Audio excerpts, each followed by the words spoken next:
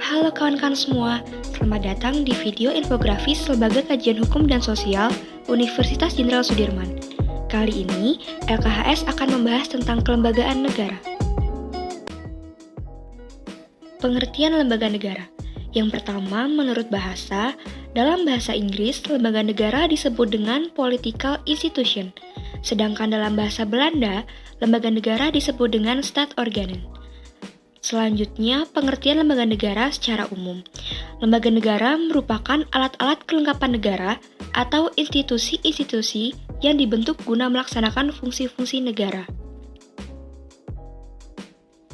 Lembaga-lembaga negara sebelum amandemen Undang-Undang Dasar 1945 terdiri atas Majelis Permusyawaratan Rakyat, Presiden, Dewan Perwakilan Rakyat, Dewan Pertimbangan Agung, Badan Pemeriksa Keuangan, dan Mahkamah Agung.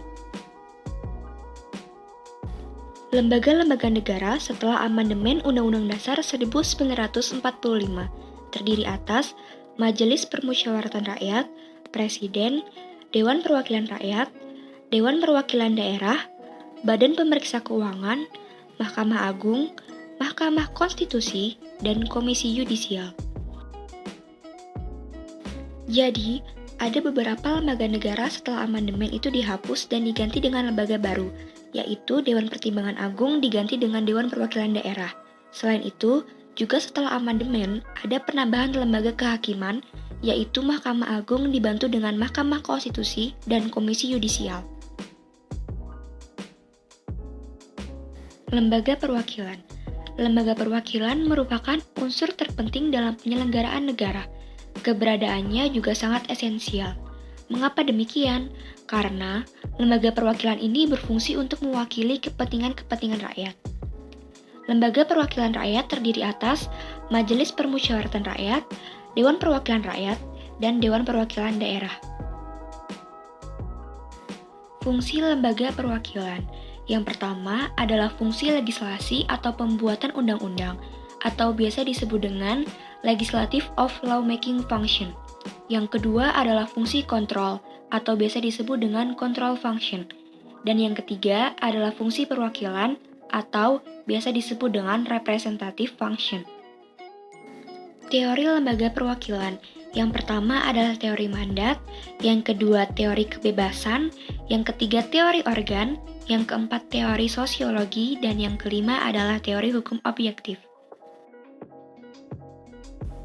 Lembaga kepresidenan. Lembaga kepresidenan merupakan sebuah lembaga di dalam suatu negara yang menganut sistem pemerintahan presidensial, di mana di dalam sebuah lembaga kepresidenan tersebut berisikan presiden dan wakil presiden.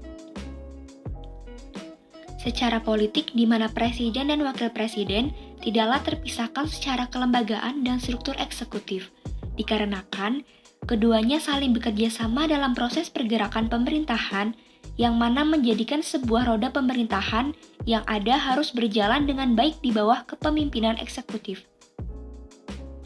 Lembaga kehakiman.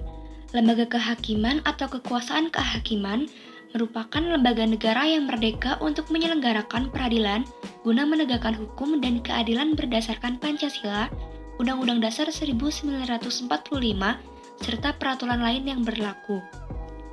Kekuasaan kehakiman terdiri atas Mahkamah Agung, Mahkamah Konstitusi, dan Komisi Yudisial.